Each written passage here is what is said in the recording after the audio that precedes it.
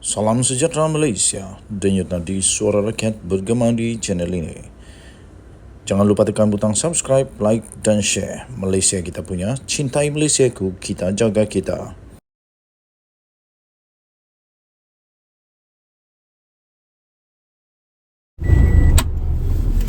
Salam sejahtera Malaysia, denyut nadi suara rakyat bergema di channel ini. Tahniah diucapkan kepada semua parti yang sudah menang pada semalam. Yang tak menang jangan nangis, jangan kecewa, jauh sekali nak bunuh diri. Jangan, tak baik, berdosa. Tahniah diucapkan. Okey, baik.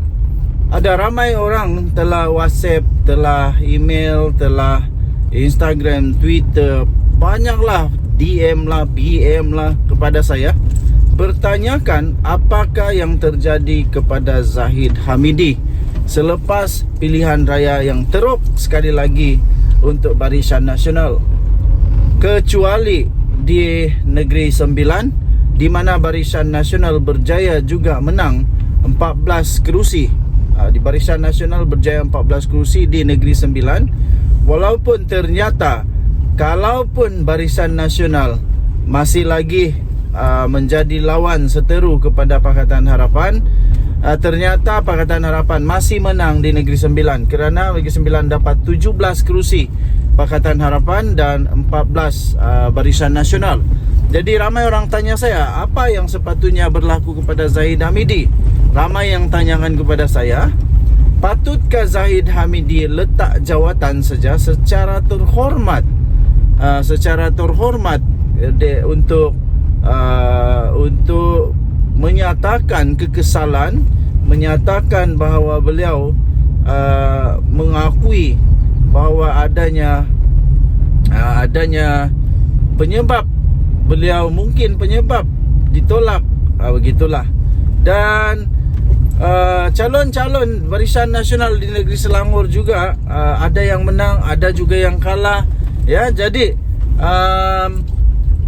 secara keseluruhannya Barisan Nasional agak bagus juga kerana dapat dapat justified di Negeri Sembilan. Jadi pandangan saya, apa yang sepatutnya berlaku pada Zahid Hamidi ialah BAP. BAP kat dia lah. Iaitu maksudnya tak apa, teruskan sahaja sehingga tamat tempoh untuk menjadi Presiden UMNO, barulah letak jawatan, digantikan dengan orang yang baru. Sekarang ini bukan masanya untuk fokus kepada jawatan-jawatan, tetapi fokuslah untuk rakyat. Fokuslah untuk rakyat negara Malaysia. Fokuslah untuk masalah rakyat.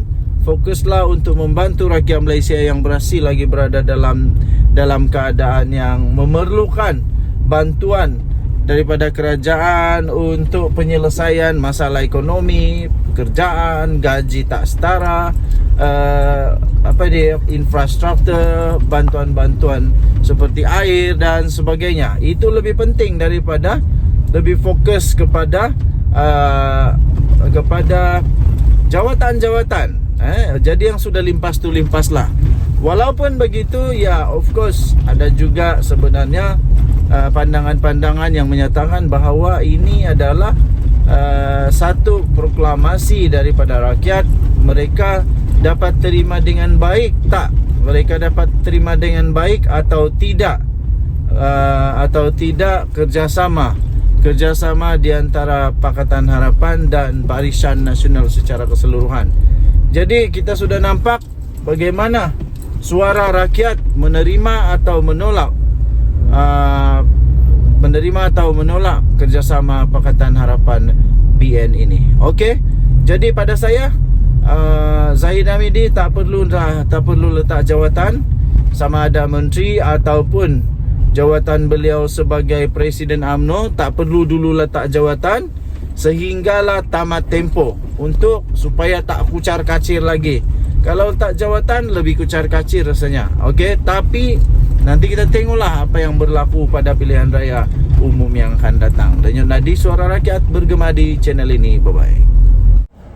Salam sejahtera Malaysia, denyut nadi suara rakyat terus bergema di channel ini. Minta maaf tak ada tempat holder, jadi kita terpaksa berhenti tepi jalan. Kerana ada perkara yang saya ingin umumkan, ada perkara yang saya ingin kongsikan. Yang penting untuk seluruh rakyat Malaysia tahu. Jangan skip, jangan juga cepat-cepatkan dengar video ini sehingga habis, supaya anda tahu kebenaran, supaya anda tahu nak menilai, supaya anda tahu mana yang besi, mana yang plastik, mana yang kaca, mana yang diamond. Jangan tertipu dengan lakonan-lakonan, dengan minta belas kasihan, putar belit, sehingga nampak seolah-olah dia ini macam je malaikat, tak pernah salah, bersih. Orang lain pula di tuding-tuding jari hasil daripada kesalahan diri sendiri. Itu mereka yang terbabit lah. Okey, baik. Ada berita yang nak saya ingin umumkan. Disahkan Sanusi. Tolong share video ini supaya semua Malaysia tahu bahawa Sanusi hilang status Menteri Besar dan kerusi adun. Hoi, sekali lagi. Sanusi hilang status sebagai Menteri Besar dan hilang status kerusi adun di negeri Kedah. Tetapi jika didapati bersalah. Walaupun beliau sekarang masih lagi didapati belum bersalah, tapi pada pendapat saya dan banyak lagi penganalisis politik, penganalisis undang-undang, rakan-rakan sebaya, rakan-rakan di kampung, kawan-kawan di luar daerah, di luar Sabah, di dalam Sabah, di luar negara, setelah tanya, berbincang apa pendapat mereka tentang apa yang berlaku sekarang kepada Sanusi ini, kebanyakan mereka berpendapat bahawa memang Sanusi ini memang dah salah 120 juta %. Sehingga ada kawan cakap, ini nasib baik Sanusi. Kalau rakyat biasa yang buat ni, memang dah kena tangkap sah-sah lama dah. Kena siasat sampai berhari-hari di reman. Tapi untuk Sanusi, baguslah. Sanusi perlu rasa bersyukur dulu. Sebab walaupun begini besarnya kes dia, rupanya dua kesalahan Sanusi ini. Pertama, dia menghina dan memperlekehkan Sultan Selangor berkenaan dengan pelantikan Menteri Besar Selangor.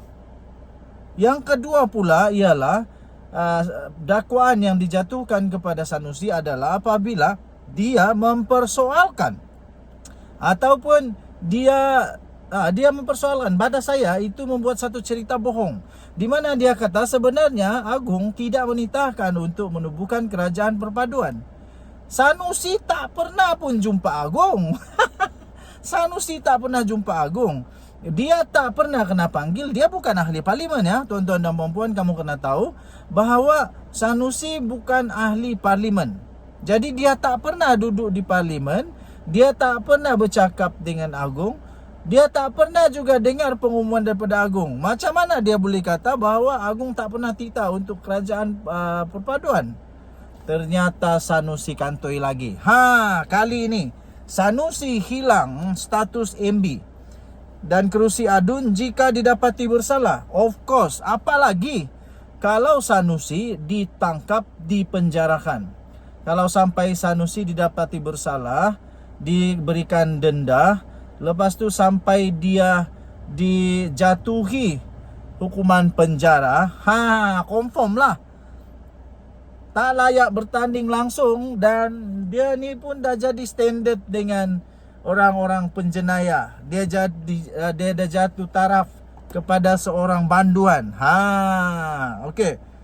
Menteri Besar Kedah, Datuk Seri Muhammad Sanusi Madnor, tidak bermasalah untuk bertanding pada pilihan raya negeri DUN Kedah nanti. Walaupun berdepan dua pertuduhan di bawah Akta Hasutan 1948 Akta 15 di Mahkamah Seksyen Selayang pada Selasa. Bagaimanapun, peguam iaitu Muhammad Hanif Katri Abdullah. Dia ni seorang peguam pakar, seorang yang banyak pengalaman sekali di dalam perundangan negara Malaysia. Dia juga orang yang sangat sangat mengetahui lah selok belok dalam perlembagaan, dalam dalam undang-undang Malaysia, dalam politik Malaysia. Jadi apa yang dikatakan oleh Muhammad Hanif Katri ini memang semuanya ada fakta.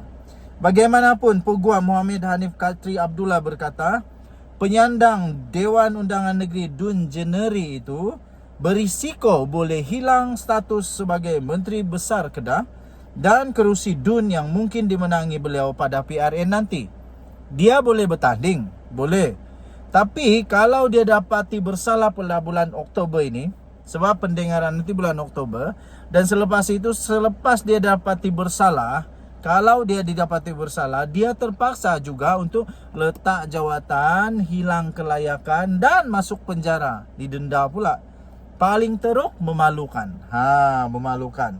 Dan dia akan melekat di dalam sejarah hidup Sanusi bahawa dia adalah pengkhianat kepada raja, pengkhianat kepada agung.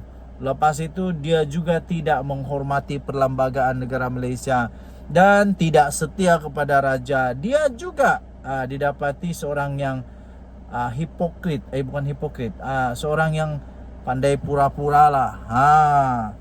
Jelas Muhammad Hanif Katri, dia kata senario itu hanya benar-benar berlaku jika Sanusi disabitkan bersalah dan dijatuhkan hukuman melebihi had hukuman yang membawa kepada ketidaklayakannya untuk menjadi wakil rakyat.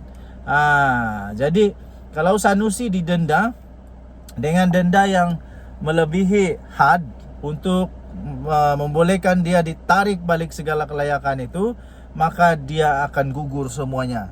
Dan lagi kalau dia dipenjara melebihi had yang dinyatakan pun dia akan hilang kelayakan. Saya pasti ramai orang yang nak tengok Sanusi bebas. Tapi saya juga pasti ramai juga orang yang nak tengok Sanusi kena penjara. Terutamanya rakyat negeri Selangor yang sangat sayang kepada sultan mereka, of course. Saya pun berasa begitu. Kalaulah di tempat saya adalah orang Selangor, saya pun tak suka sultan saya yang saya kasihi, yang saya hormati, yang saya junjung kedaulatan kena main-main pula begitu. Jadi saya setuju dengan Datuk Seri Azalina Osman Said. Dia kata tak akan selesai dengan hanya minta maaf saja. Kemudian Patik juga bersetuju dengan titah daripada Baginda Sultan Selangor bahawa isu tentang Sanusi belum selesai. Belum selesai walaupun ada menghadap Pesuruhjaya PAS Negeri Selangor, tapi Baginda bertitah bahawa isu itu belum selesai. Saya setuju. Okey, jadi kita doakan semoga keadilan berlaku dengan baik. Denyut Nadi Suara Rakyat bergema di channel ini. Kita jumpa lagi. Selamat pagi Malaysia. Bye bye.